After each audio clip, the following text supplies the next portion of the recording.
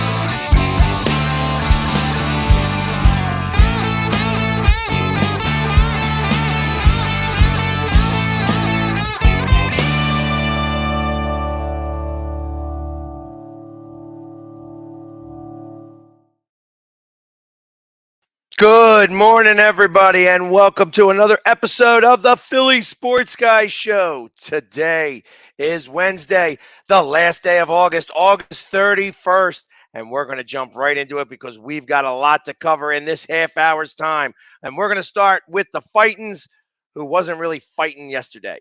I tell you, I'm just going to chalk these games up here to the fact that they have had a really tough schedule here over the last couple of weeks, and that they're a little bit tired, and it's kind of showing in the bats. Let's forget the fact that they haven't done really well in Arizona since 2017, only winning 3 games out there since that time, and have lost 6 in a row while they've been out there. Like I said, they got swept last year in Arizona, and that started the demise at the beginning of. They've lost 2 out of the 2 in a row here this time around, losing yesterday 12-3. Only 4 hits out there. It's been a real tough start to this road trip. It's only a 6-game road trip, and like I said, Arizona has not been a friendly spot for the Phillies for the last 5 years, only winning 3 games every time they go out there in the last 5 years. So they better start to try to pick it up. Obviously, Aaron Nola gives up 10 hits in 4 innings time.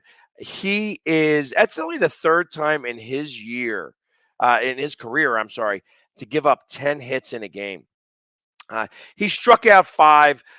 He gets hit with all 8 earned runs. Truth of the matter is that my thought is that he should only got credit for 5 earned runs. There was a strikeout with a passed ball. It wasn't able to get corralled down, and it wound up allowing the guy get to first base. So it was a strikeout with the guy get on first. Guy moved to third. The very next pitch gets sent yard. There was 2 outs already in the inning, so the inning would have been over and it would have been ended 5-0. Instead, they get a 3-run home run in that inning and wind up giving him 8 earned runs given up. The last guy to get smacked with some runs was Nick Maton, who wound up giving up 4 hits and 3 runs, all of them earned in the 8th inning there. So his ERA is a very lofty 27. I don't expect that we're going to see him pitching very much anymore this year. At least hopefully not. We don't need him to be doing that.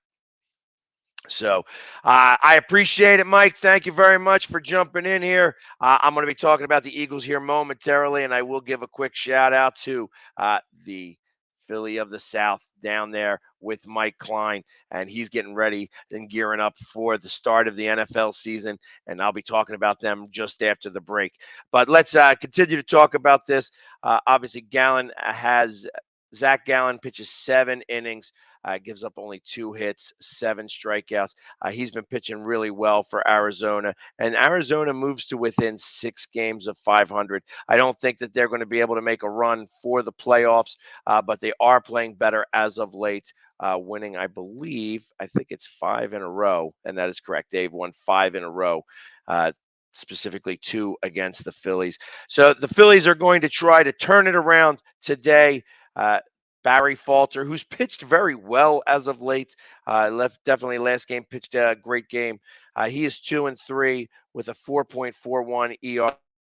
46 strikeouts and 51 innings pitched. He's going up against Tommy Henry, who is 3-2 with a 3.25 ERA and 27 innings pitched. He's got 19 strikeouts and 11 walks, so he does put some people on base. Philly's got to get these bats working a little bit. I know that Nick Castellanos is in day-to-day, but these bats got to start picking up a little bit here as we move into September. Cannot go in there. I'd rather not see them go in there with a losing streak. Time to break the snide here, and this is the perfect day to do it. So hopefully the bats, they will find the bats here tonight and get started in the right direction as we are going to move to a day off. It'll be their first day off in literally 2 weeks' time after this on Thursday, and then we go for a weekend series with San Francisco and our old friend Gabe Kapler, who's still the manager up there, and they're having still a tough time. It looks like they're not going to be able to make the playoffs. But, like I said, let's one thing at a time. Got to be able to compete against these Diamondbacks. The Diamondbacks themselves are not a great team.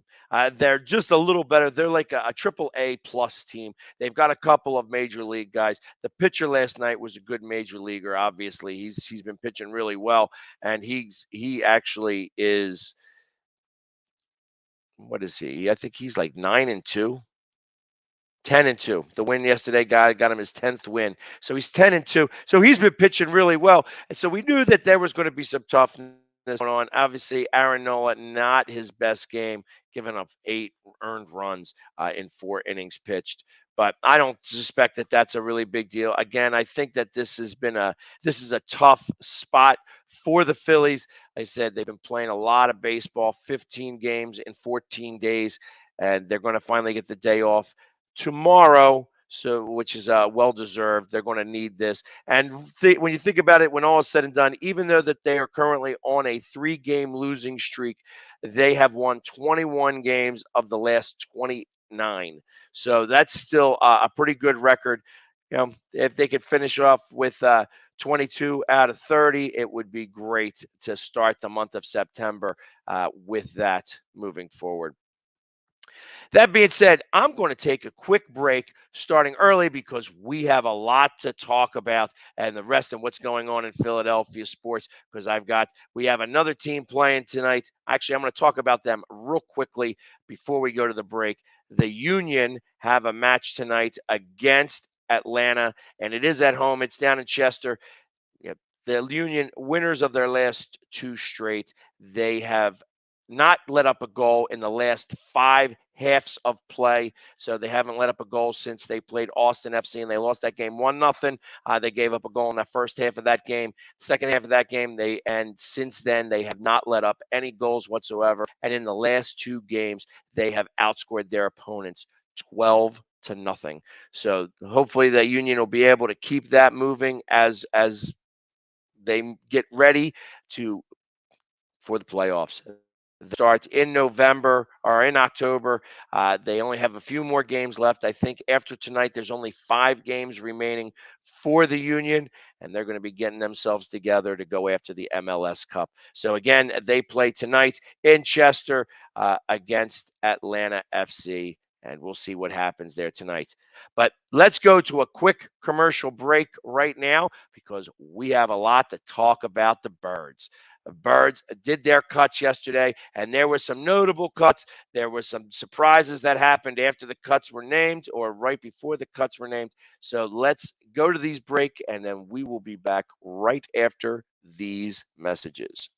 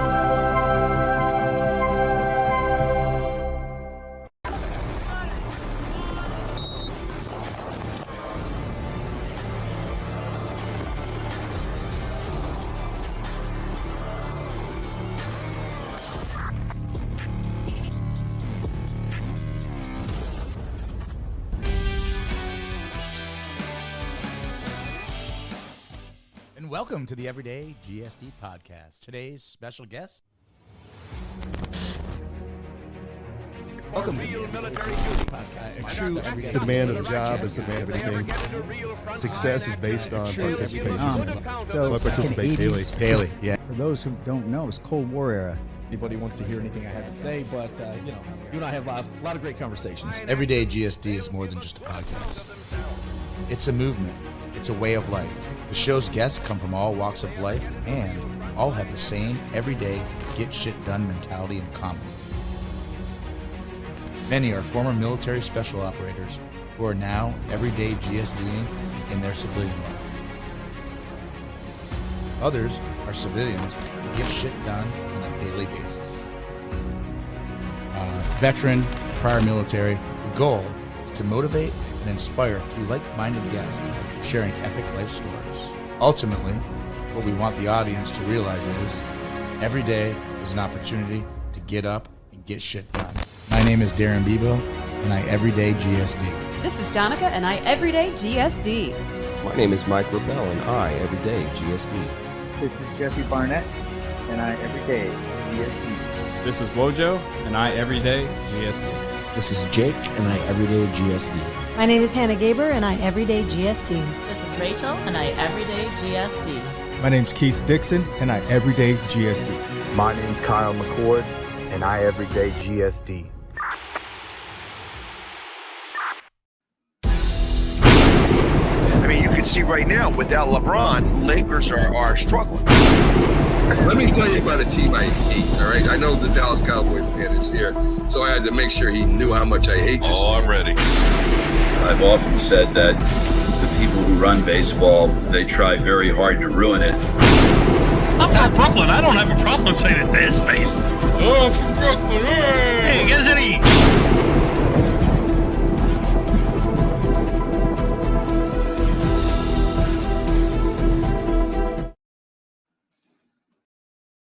And we are back. And of course, you saw a new Philly Sports Trips commercial. Those are all of the trips that we're going on. And do not forget that we are also having the Philly Sports Trips, Philly Sports Guy tailgate here at the Navy Yard. You can go to the gatehouse at the Navy Yard. You can go to phillysportstrips.com to buy. Free parking is included with every tailgate. Like I said, we do the tailgate over there, starts at 8 o'clock in the morning, and we go all the way up to kickoff. It's only a 5 to 10 minute walk to the stadium from the Navy Yard. So it's not far away. You can come there and go as part of the Philly Sports Trips and make it all happen. Let's go there. phillysportstrips.com/TPSG. Let them know that the Philly Sports Guy sent you. Let's go back to it was cut day yesterday. The Eagles cut down their roster to the 53 man that they are going to be going to battle with starting on the September 11th up in Detroit. And there were some cuts that were fairly notable. Other cuts are going to still kind of happen, but they need to go through some type of protocol in the process of this. Starting with the quarterbacks, obviously Reed Sinnett and Carson Strong did not have very good camps in general. One of them will probably remain on the practice squad until they get another person. There was another guy who got cut, Josh Rosen, who may wind up going to maybe go to a different team. He may be somebody that the Eagles take a look at to get a third quarterback in the fold here. But both Sinnett and Strong did not have good camps at all, and both of them were unfortunately cut. As far as the wide receivers go, the notable cuts, one was John Hightower. He's likely to go onto the practice squad. Like I said, he's in camp, but we have we have a big logjam at wide receiver, just in general, only keeping 5 wide receivers, and all 5, we'll go over that in just a second, but he was one of the ones that did not make the cut. The other surprise to me who didn't make the cut was Devin Allen. He actually had a very good camp, showed how much his speed really matters. I assume he's going to be on the practice squad, which may be a shame because I don't know that speed will wind up there, that he may get picked up by another team.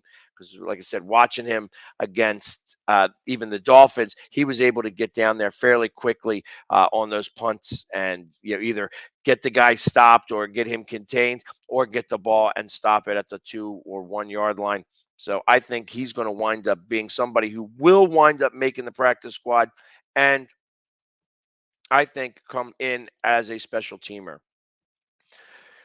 Richard Rodgers was finally released from this team. He came into camp a little late, but Richard Rodgers is always going to be somebody who could come back onto this team. They gave him his ultimate release because it is easier. He is a little bit older, so he could get with another team rather than go on to the practice squad. I think that there are some rules. If you've been in the league for so long, you are unable to get onto the practice squad. So my thought is that he will be, like I said, he's released, but the Eagles know where he's at, and unless he gets picked up by another team, they're always going to have him in their hip pocket because they did wind up keeping 3 tight ends. One was actually a fairly big surprise, and safety Anthony Harris was also released, and he was released because right as they were making cuts or right before they made the cuts at like 2:30 or 2 o'clock, Howie picked up another safety. CJ Gardner-Johnson from the Saints comes over here. Him and a 2025 7th-round pick. He winds up coming to Philadelphia, and they only give up a 5th rounder next year and the lower of 2 6th rounders in 2 years in 2024. So, I mean, really, they got him for nothing. Just the whole lot of nothing. He was originally a 4th round pick. He did start 31 games over the last couple of years. He's had 161 tackles, 3 interceptions, and 28 pass deflections. And he's coming in here right now as the starting safety. They're just trying to bolster that position. They felt that he was going to be a better option, younger option than Anthony Harris. So they release Anthony Harris and they put in as their starting guy, Gardner-Johnson. So it'll look like that as we move forward here, that Howie is trying to do everything he can to make sure that he's got the best pieces in place. Safety was one of those question marks that they had. So it'll be interesting to see how he is able to fit in. He's got some fire, some vim and vigor. They've shown a number of videos, one of him hitting the Falcon, one of him going face-to-face with Tom Brady, and Tom Brady just kind of giving that quick little smirk smile and stuff like that. So it'll be interesting. He looks like he might be the type of guy who will do well in Philadelphia. Let's see if that's really the case as we move forward here and see how he does. Couple of things to let you guys know about. Surprised to still be on the roster. One of these ones that he was not cut because they have to go through some type of protocol, but Greg Ward is likely not to be on this team anymore. He was not released yet because he is injured. However, I am expecting that his release is going to be finalized here in the next couple of days as they go through.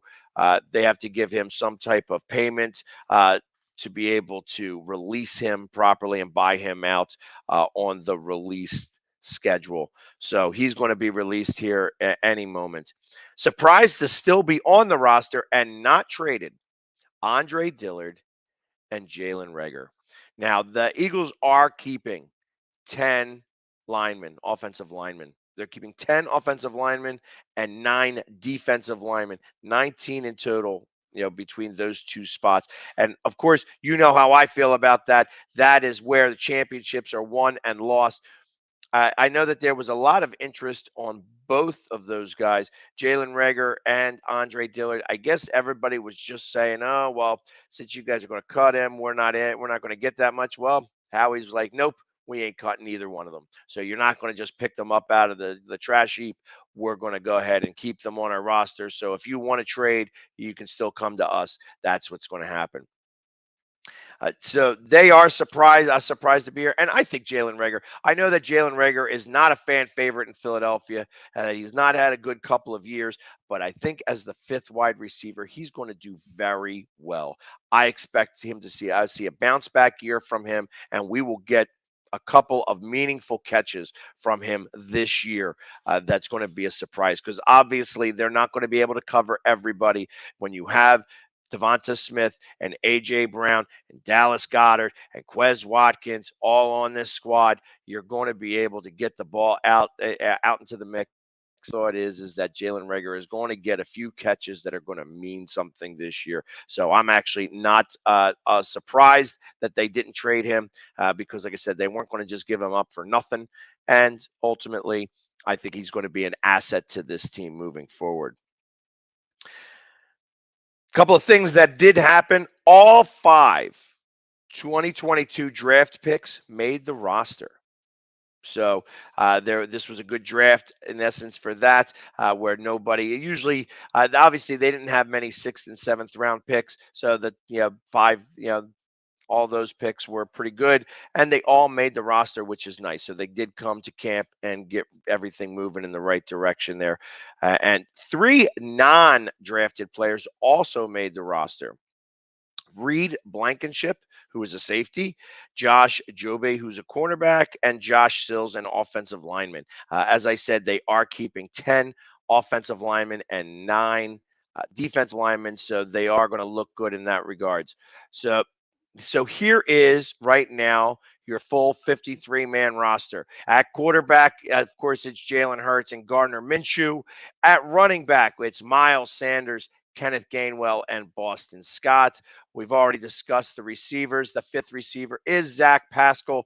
And like I said, Jalen Reagor actually had a really good camp, showed up to work every day and did his thing. The big surprise was Grant Calcaterra making the roster. Like I said, he was one of the draft picks, and he actually had a very good camp. Is turning out to be real good as a blocking tight end. Obviously, Dallas Goedert is the number 1, and Jack Stoll is the backup of him. On the offensive line, the total group is Landon Dickerson, Andre Dillard, Jack Driscoll, Lane Johnson, Cam Jurgens, Jason Kelsey, Jordan Mailata, Tua Opeta, Isaac Seumalo, and Josh Sills. Well, the one name that you did not hear because he's on the PU is he is also part of this team still. Once he comes back off of the PUP list, we'll figure out where he's going to wind up fitting. On the defensive line, we have Derek Barnett, Fletcher Cox, Jordan Davis, who's been an absolute beast in camp, Brandon Graham, Javon Hargrave, Tyron Jackson, Josh Sweat, Marlon Teopoluto. I'm going to kill this guy's name. Teopoluto and Milton Williams all made that. In the linebacker position, they have 8 of these guys that they've kept. Sean Bradley, Nakobe Dean, TJ Edwards, Karan Johnson, Patrick Johnson, Hassan Reddick, Davian Taylor, and Kazir White. In the cornerback position, we have James Bradbury, Josh Jobe, Avonte Maddox, Zach McPherson, Isaiah Scott, and, of course, Big Play Slay, with the last 4 on the safety being Reed Blankenship, Marcus Epps, Chauncey Gardner-Johnson, who is now their new safety coming from the Saints, and Kavon Wallace to round out. And, of course, the kickers and Jake Elliott. Aaron Sipos is the punter, and Rick Lovato, who was a Pro Bowl long snapper. And that is your 53-man roster that is going to bring us to the promised land here. As I was watching some of the television yesterday and going through some of the social media, there was a report that came out, or there was a video that I saw that was surprising to watch. Was very surprising to watch and kind of got me a little bit excited.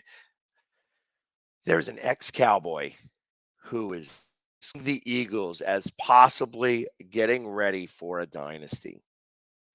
He said his exact words were, if they have the right coach, which is possible that he is, and if they have the right quarterback, which it's possible that he is, that the Eagles could be poised for a dynasty run, that they could be good for a number of years because they have set all the pieces in place moving forward here. That guy, Michael Irvin. Michael Irvin was actually recorded saying that as people were saying, oh my God, I can't believe that's like sacrilege for you to mention. He straight out mentioned that the Eagles are possibly, in line, ready to go. Matt, I'm sorry. I can't agree with you on this, Matt. I cannot agree with you.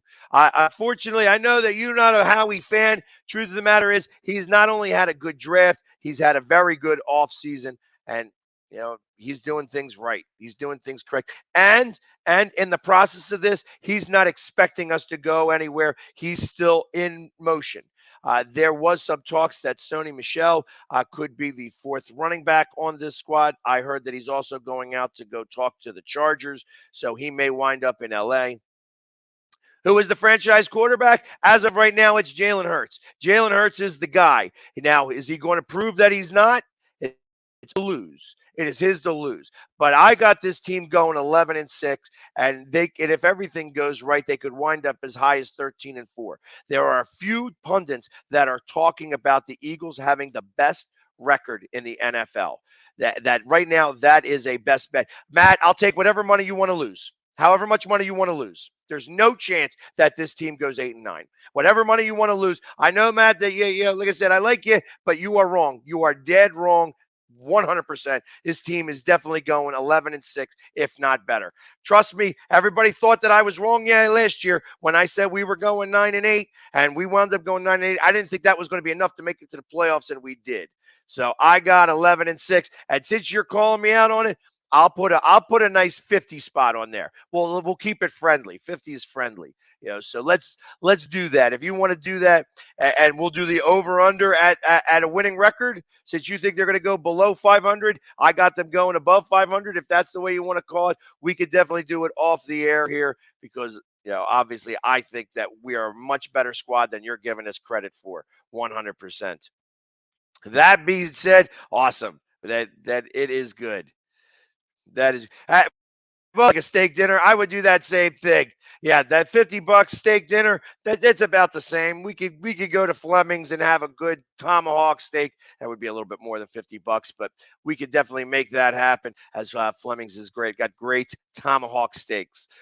But you know what? Our half hour goes fast, especially when we're starting to talk some Eagles. Check in with us tonight as we are having the NFC East show, and we're going to back-to-back with J&B Talking Shop. So we're going to have Byron Williams and Jim Jeffcoat on our show tonight as we talk about everything that's happening on the NFC East for 2 hours as we get ready for the season. So I appreciate everybody tuning in for this half hour. Tune in next week when we're back with the Philly Sports Guy show on Monday. Everybody have a great week. And as always, go Philly. Yeah.